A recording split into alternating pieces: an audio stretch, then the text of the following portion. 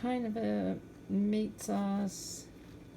I've got 2 cans of chili with no beans and a can of Petite diced tomatoes with sweet onion.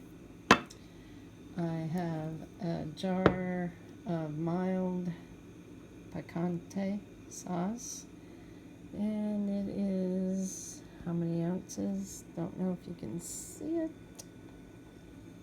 It is, where is it? 24-ounce jar of Picante sauce. 2 medium-sized onions, because we like lots of onions. A whole one of these celery hearts that comes from a package of celery hearts. And I'm going to be putting in 1 package of onion soup mix, dry. A few green beans, definitely not the whole can, not sure, maybe a quarter of a can.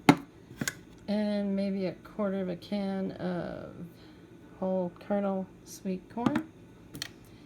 And season it to your taste with salt and pepper if you want. I won't be adding any salt. And I'm going to be serving it over angel hair pasta. Or you can serve it over whatever you want. And usually I will use around 2 pounds of ground beef, but I don't have any and I don't feel like going to the store. So I'm just going to use the chili with no beans, which has a pretty good amount of meat in it. So that's what I do. Well, that's what I'm going to do today, use what I got to make a kind of a Mexican style meat sauce to put over spaghetti.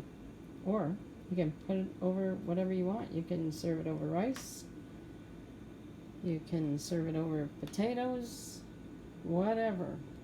Use your imagination. Have fun.